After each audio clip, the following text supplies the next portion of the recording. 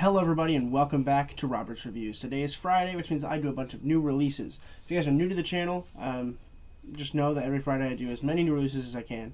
And I'm starting today off with probably the most well-anticipated movie of the week. And honestly, I wasn't really looking that much forward to it, mainly because I don't really care that much about Angelina Jolie. I was more excited about Jon Bernthal than anything else. But I started today off by watching Those Who Wish Me Dead. Just a reminder that if you like the video, please consider subscribing. It's a huge help. Thanks.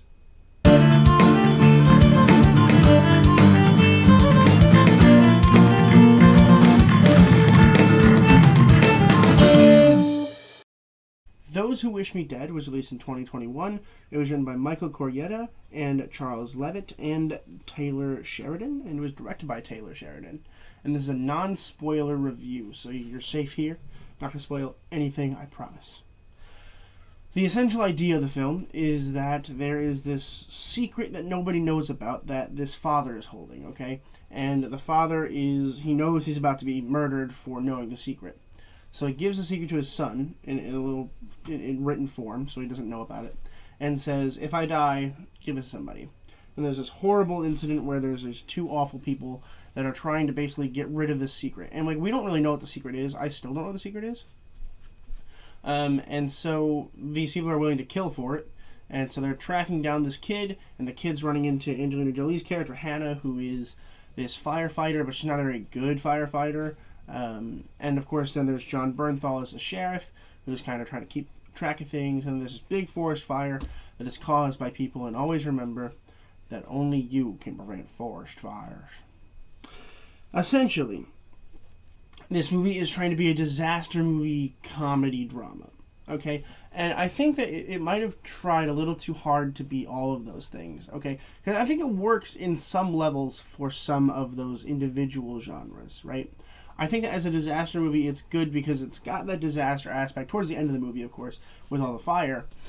But for the most part, it doesn't feel like a disaster movie, which I don't know if that's a good thing or a bad thing.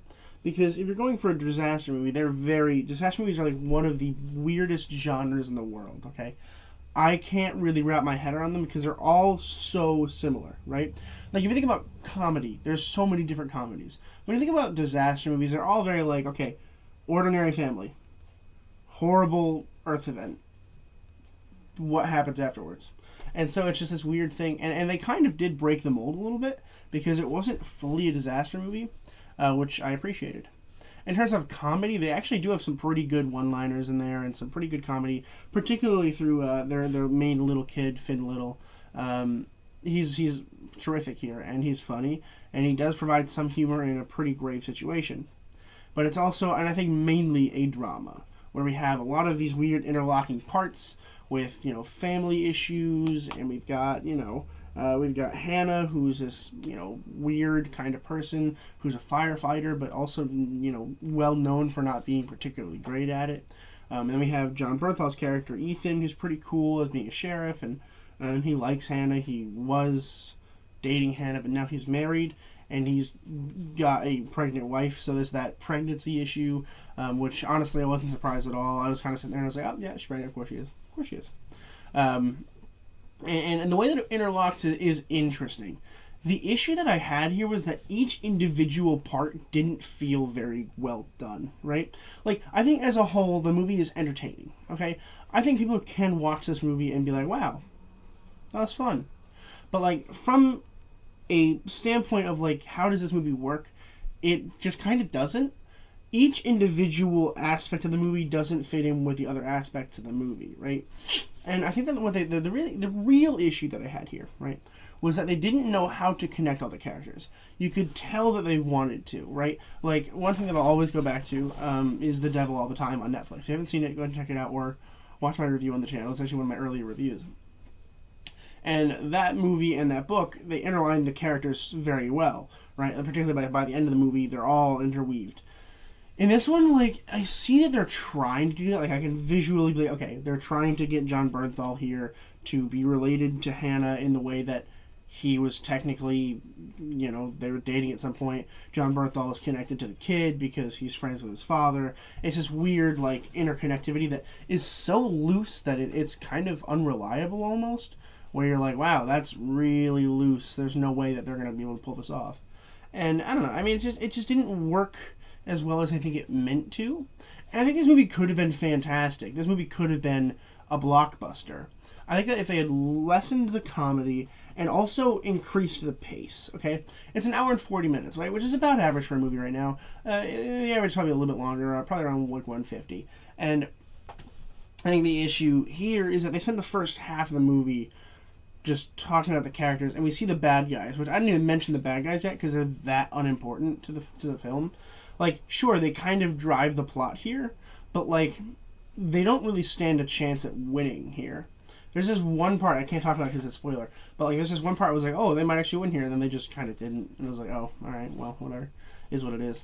But, I don't know, it's this weird balance between, like, how do you push the plot forward but make it interesting? And obviously the plot has to deal with the fire, but the fire isn't even introduced until, like, halfway through the film at the earliest.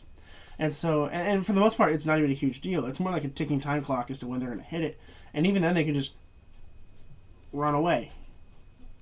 So it just doesn't really quite work for me, especially considering the bad guys are meant to be the bad guys, but it's a movie that's also a disaster movie, so you think that the fire is also technically the antagonist. It's a complicated balance that I don't think they quite understood when they were filming it. I do want to talk about some of the acting, because I think the performances were pretty good. Angelina Jolie is Hannah. I'm not a huge Angelina Jolie fan in general.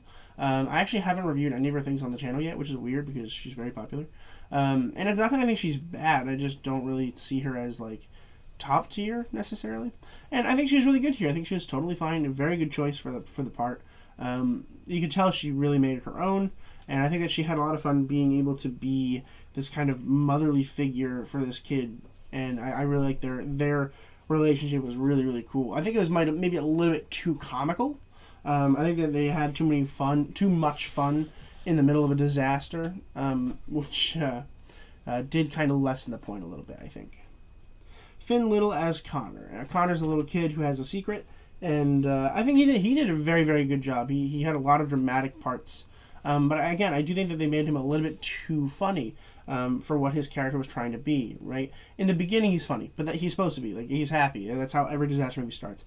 But then as we progress, he kind of just, like, forgets about his father for a little bit until, like, the very end. And I'm like, I feel like I wouldn't do that, right? I feel like that I wouldn't be able to do that as a character, not as an actor. I think that as an actor, he was fine, but, like, I think the writing for the kid was maybe a little bit too stringy. I think they were kind of like, okay, but he needs to do this here. It's like, yeah, but why would he do that? They're like, and it's like, oh, all right, whatever. It's weird. And I want to talk about John Bernthal as Ethan. I think that he was a really good choice for this part, but he kind of gets stuck into these weird roles where, like, he's, the sheriff or the bad guy and that kind of stuff. And I love John Bernthal. I, like, deep in my heart, you can't see, but I have, like, Punisher stuff up here. I have Punisher stuff back there. I love him as a Punisher, I really do. And of course he was great in The Walking Dead. I stopped watching The Walking Dead after he left because I just didn't really care. That was years ago. But I think that he did really well here. I think we expected him to. There are some certain levels of the character that I think he could have explored a little bit more, like the whole pregnancy thing, right? There's a certain part of the movie I can't really talk about, but, like, it feels like he kind of loses interest in the fact that he has a wife that's pregnant, and it's like, pretty confident that your character wouldn't do that, but whatever. It is what it is. I'm excited for more John Bernthal this year. I believe there's one more movie coming out, but I think it's like a Sopranos movie, and I guess you're supposed to know about the Sopranos before you watch it. That might actually already be released. I'm not sure. I don't have plans to watch it because I haven't watched the Sopranos, but I don't know. Hopefully, get more John Bernthal soon. Hopefully, it comes back as the Punisher because I would love that. But I was going to talk about the bad guys, but honestly, like, it's just the bad guys don't seem important enough for me to really talk about. I think their performances were fine, but, like, the writing for them was just kind of lackadaisical. It felt like they were like, we need a bad guy, and it's like, honestly, they didn't really need a bad guy here. They didn't need to, at very least. But, like, having a bad guy would have been fine. I think they were a little over the top bad, and especially considering we didn't really know why they were being bad. We were like, okay, well, this father has this secret, I guess. and they never really tell you. I kind of expected them to tell me, which is weird because normally I don't expect them to tell me, but like this movie led me to believe that they were going to tell me what the secret was. Never did. And the ending, I'm not going to talk about the ending, of course, but like the ending is very open-ended in terms of like what happens to the characters, which normally I guess I'm okay with. Like, I loved Lost in Translation, and that's a very big open-ending movie, but that felt like it should be an open ending. This one, it did not feel that way. It should have had a very solid, definitive ending, I feel like, and it really didn't. And that did kind of throw me off a little bit, and definitely didn't make me feel too good. But overall, I think Those Who Wish Me Dead, it's a fun movie to watch if you're just like watching a movie for a disaster movie or a comedy or a drama. But as a whole, I don't think it works as a cohesive unit. And that's why I'm going to have to go ahead and give Those Who Wish Me Dead a B-. If you guys want to check this one out, it is on HBO Max and it is in theaters. So if you guys are interested in that kind of stuff, you can go ahead and do that. It is free to subscribers to HBO Max, which is why I have HBO Max right now. But it is in theaters if you have a local theater open near you. I do have a couple announcements for those who are interested in what's happening this weekend. I am going to go see Spiral tomorrow. I actually have tickets in Oneonta to go do that, so I am really excited. For those of you who are going, if you guys are going to the theater tomorrow night, I'll see you there. I'm excited about it. I really am. I haven't been to the movie theater in a year and a half, so it's a big thing for me. I'm really excited. Yeah, I mean, that's all the announcements, I guess. I mean, I don't expect me to go to the theater as often as yet, because, like, I'd love to go see A Quiet Place 2, like, with the bottom of my heart, I really would. But it's like an hour drive away from here until next month when I'm moving there, and then I will be able to go to the movie theater as often as I wish, and that'll change my schedule a little bit, because I still have D&D at night on Fridays, so I'll probably go see movies in the morning, and I might not be able to film any of my reviews till night, so all of my movie reviews for Friday will probably come out at like 11 o'clock at night starting next month. But we will see. I don't know exactly how it's going to work yet. I haven't figured it out. I haven't talked to my DM yet, but we'll see. That is scheduled. That is my schedule. We will see how it turns out, I guess. But I just want to thank you guys so much for watching the video. Please consider subscribing if you guys like new reviews and if you guys like old reviews, because I have movie reviews and videos coming out every single day of every single month of every single week. So please consider doing that. I would really appreciate it.